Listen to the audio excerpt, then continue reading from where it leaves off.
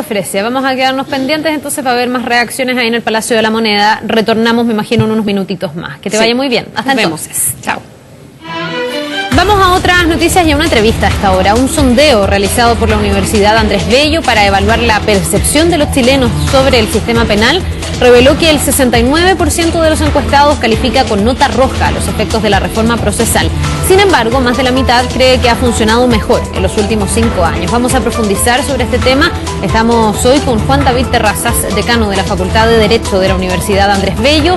Bienvenido, muchísimas gracias. Hola, buenos días. ¿Cómo estás? A ver si nos puede contar las principales conclusiones. La primera, que llama muchísimo la atención, es esta mala evaluación de la reforma procesal penal, que fue uno de los grandes anuncios y una de las buenas noticias, se dijo, en torno a cómo se iba a hacer justicia en Chile. ¿Es un problema de percepción, a su juicio, o tiene algún asidero también en la realidad? ¿Por qué la gente percibe que esto es tan malo? Bueno, lo primero es decir que en realidad esta encuesta lo que miraba es precisamente, como tú dices, ver la percepción de la gente respecto a la reforma procesal penal después de 10 años de implementada en Santiago y a la luz de estas promesas. Y la verdad es que lo que se percibe de parte de los encuestados, que son alrededor de 800, es que aquí no ha habido mayores avances. Se evalúan cosas positivas, por ejemplo, que hay mayor transparencia, que hay mayor rapidez, pero se sigue pensando que el sistema está tochado, se sigue pensando que no se hace justicia. ¿Qué pasa? Tenemos ahí una filtración de audio. Se sigue pensando que los delincuentes pasan poco tiempo en la cárcel. O sea, hay una buena evaluación del trabajo policial, pero hay una mala evaluación de lo que viene post la detención. Eso es un poco lo que se percibe a nivel de la... Ahora, yo le preguntaba, ¿es este un problema de percepción o tiene...? Porque yo no sé si esta encuesta ustedes la contrastan con la realidad. Aquí la gran queja, y que ha sido un tema que se ha puesto en relevancia en el último tiempo con los índices de delincuencia, es que la gente tiene la sensación de que no se está haciendo justicia, de que finalmente hay una alta cuota de impunidad. Sí, yo creo que las cifras que entrega el Ministerio Público, el Poder Judicial, apuntan en otro sentido, apuntarían en el sentido de tener una mejor percepción. Pero me parece que hay ahí un tema, yo diría, de la afectación personal.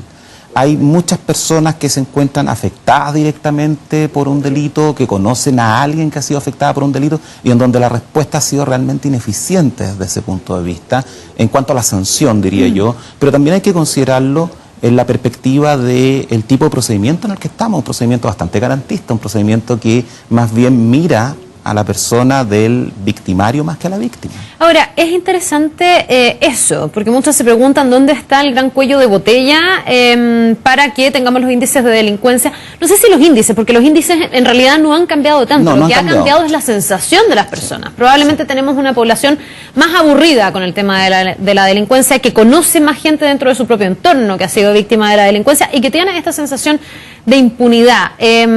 ¿Estaría aquí, desde el punto de vista de las personas, el gran cuello de botella de toda esta cadena que falla en el objetivo, que es que quienes cometen algún tipo de delito cumplan una condena? Yo creo que ese es un factor relevante, pero también hay otro. Hoy día hay un mejor y mayor conocimiento de los procedimientos. Sí. Entonces, esa publicidad que tienen hoy en día también afecta la sensación de las personas. Hoy todos los días las noticias, porque son cosas que ocurren, tampoco son cosas que se inventen, todos los días las noticias tenemos procedimientos importantes donde hay involucrados diferentes tipos de personas, desde la delincuencia común hasta la delincuencia de cuello y corbata, y la verdad es que se ven hoy día las audiencias, hay un mayor acceso al periodismo y hay una mayor fiscalización también, pero eso supone que hay un mayor conocimiento de esto.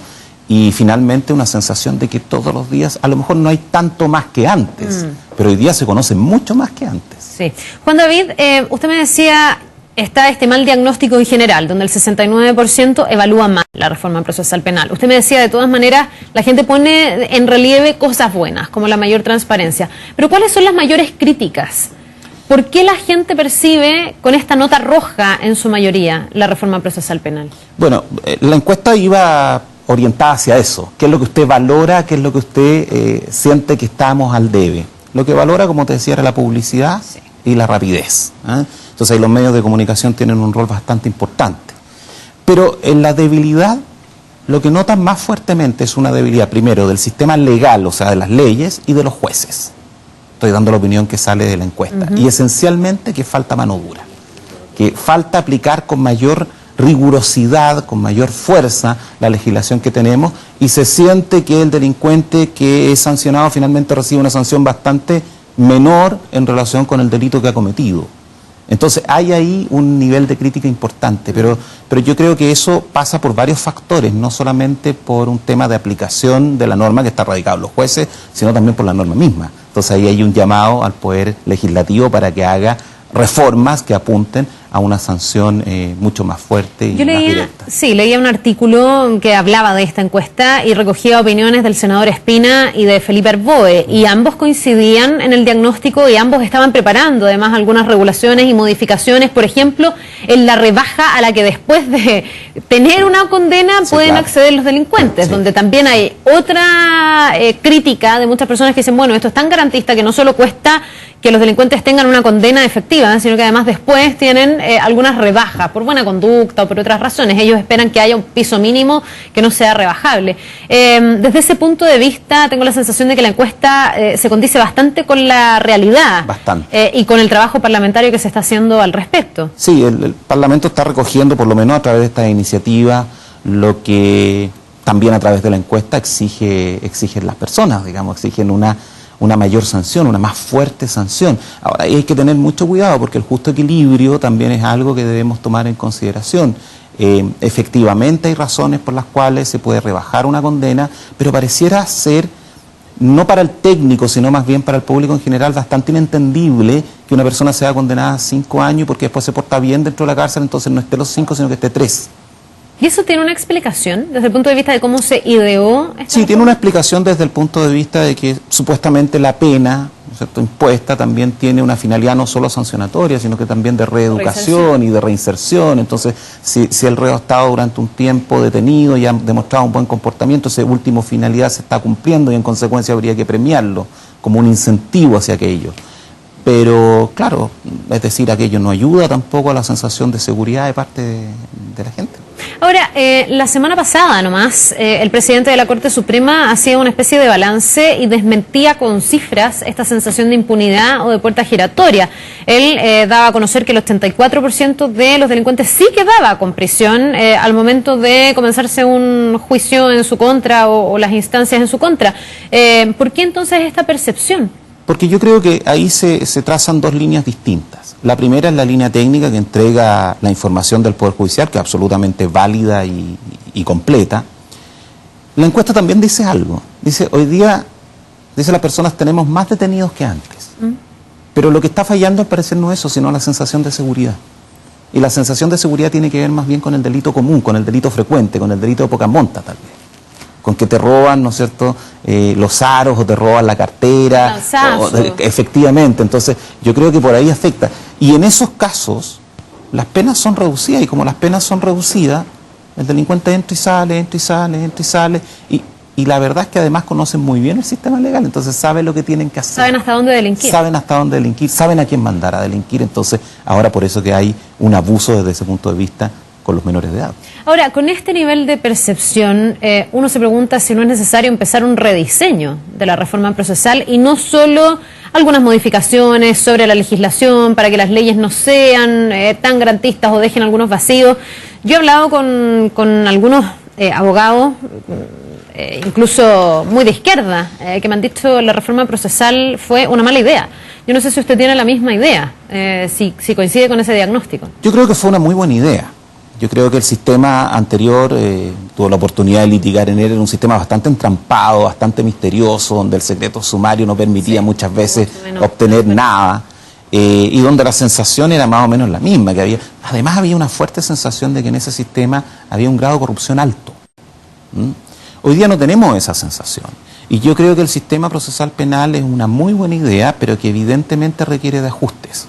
Y para ser justos, la promesa del sistema procesal penal tenía que ver con el sistema mismo, no con la sensación de seguridad que yo creo que ahí tienes que reformular un tema penitenciario, un tema de sanción legal. Hay varios elementos que se tienen que entrecruzar para eso. ¿Cómo se logra el equilibrio para que esto no sea percibido? Porque después de que leí el artículo, me quedé leyendo los comentarios de la gente que van poniendo, y muchos coincidían en que decían que sienten que la reforma procesal es una reforma pro delincuente, que finalmente hay un desequilibrio entre la fuerza de la defensa versus la fuerza del Ministerio Público, que debe probar con un estándar generalmente alto para poder dejar a esa persona en la cárcel, que es más fácil para la Defensoría Penal Pública desarticular lo que la Fiscalía está diciendo que al revés, y que además el Estado pone un defensor penal para el delincuente y no así para las víctimas. Desde ese punto de vista, ¿cómo se debe equilibrar la balanza? Porque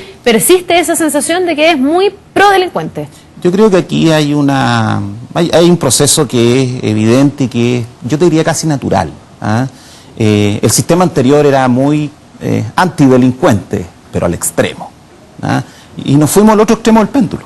Ese es el punto. Nos fuimos a un sistema muy garantista, donde la verdad es que se mira al delincuente como una persona que hay que reinsertar, que es cierto que hay que reinsertar, que hay que buscar la fórmula, etcétera, etcétera. Pero no se tomó en consideración, creo, en la medida que correspondía a la situación de las víctimas.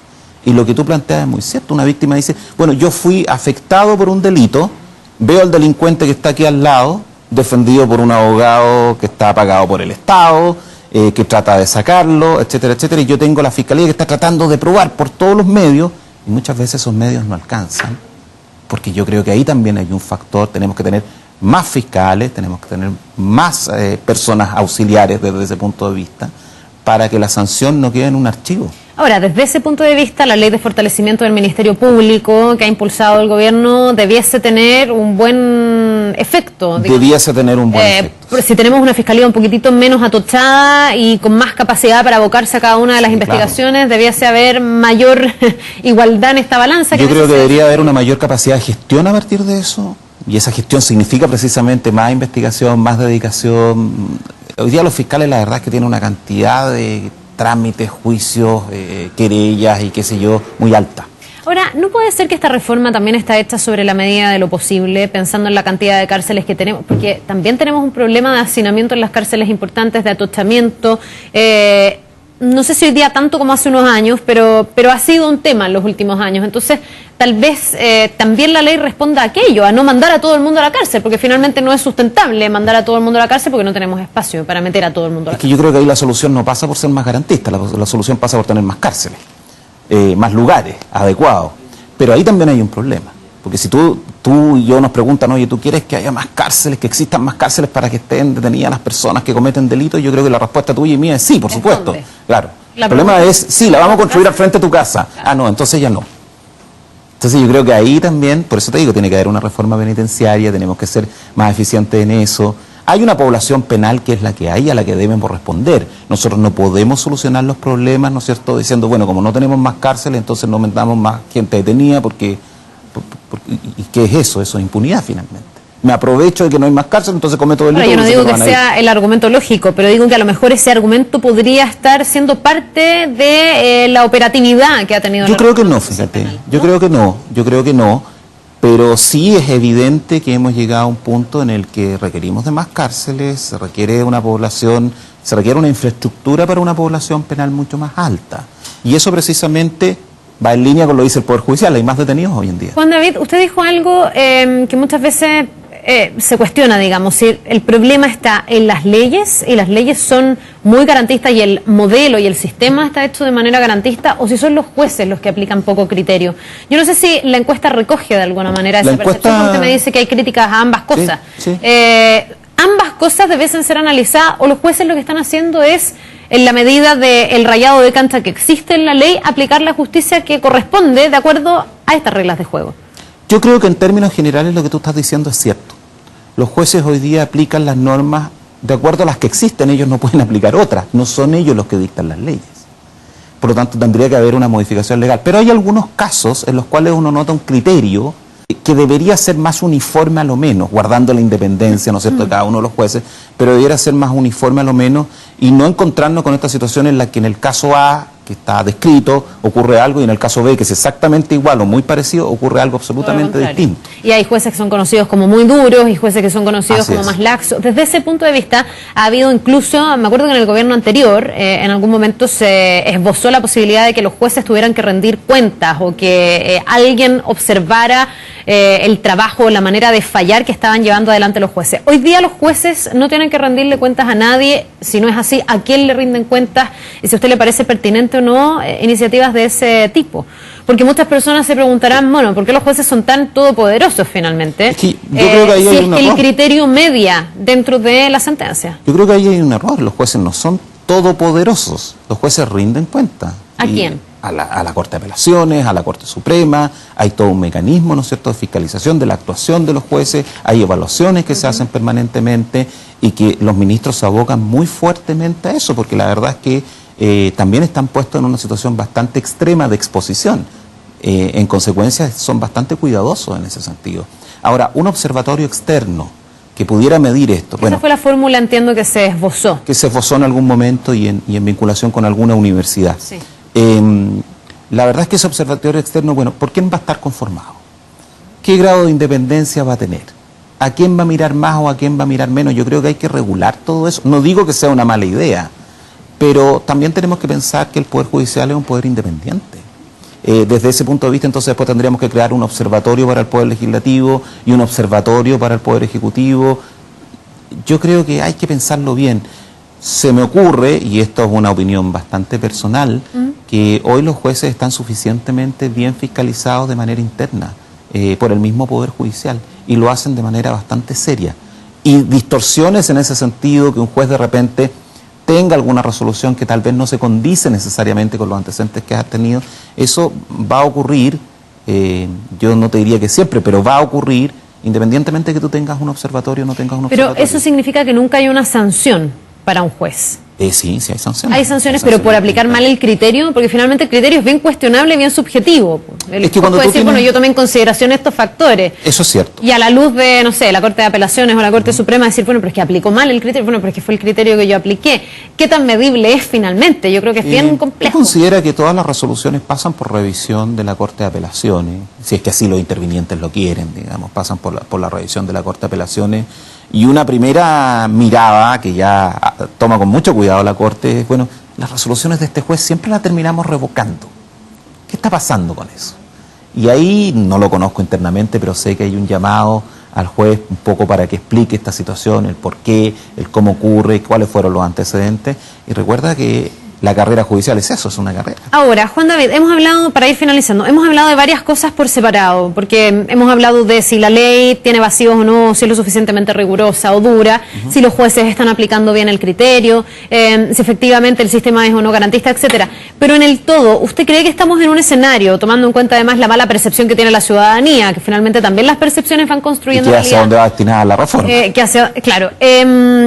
¿Usted cree que hoy día estamos en un momento como para pensar en una cirugía mayor a la reforma procesal penal? ¿Las correcciones son importantes, son sustantivas, o basta con algunos proyectos de ley que vayan complementando lo que fue la implementación de la reforma procesal penal? Algunos ya dicen directamente aquí hay que aplicar una reforma a esta reforma. Bueno, que está de moda en el último tiempo, sí, la reforma. Y otros creen que no, que con algunos ajustes o con el trabajo legislativo de los parlamentarios también esto se va a ir robusteciendo de alguna forma. No, yo creo que ya no deberían hacerse más modificaciones cosméticas, digamos, de poca entidad. Yo creo que es el momento, estamos en un instante de evaluación ya de 10 años y más todavía de la implementación de la reforma si lo miramos a nivel nacional, pero a lo menos en Santiago de 10 años, que nos permite mirar hacia atrás y verificar qué es lo que está bien, que yo creo que hay mucho, y qué es lo que está mal y que hay que rectificar, y aquello requiere una reforma profunda y que genere resultados relativamente inmediatos para terminar con esta sensación de impunidad. ¿Para usted cuál sería la gran reforma que hay que hacer? Yo creo que hay que dar un giro a la reforma en sí, que en esta no sea tan garantista, que mire también a la posición de la víctima, y en consecuencia, en ese sentido, el fortalecimiento del Ministerio Público es relevante, pero al mismo tiempo tenemos que ir jugando con otras modificaciones legales, como por ejemplo una sanción más fuerte a los delincuentes, que no es legal, pero que va también de la mano con eso, que es la aplicación de un criterio más estricto por parte de los jueces. Pero en la reforma propiamente tal yo cambiaría el péndulo desde la visión netamente garantista hacia una visión más intermedia en la que la víctima también tenga, que los tiene hoy, pero más reforzados sus derechos, y entonces pueda también ponerse en equiparidad de condiciones con el victimario, que es hoy en día el que tiene de alguna manera un mayor soporte desde el punto de vista legal. Bien, pues muchísimas gracias por esta radiografía, por este análisis que es bien atingente a todo lo que está ocurriendo y a todo lo que la gente también está percibiendo y sintiendo. Esa es la idea de los estudios que estamos haciendo y vamos a continuar en el mismo sentido. Que le vaya muy bien, que tenga muy buen día. Muchas gracias, Carla. Nos vemos.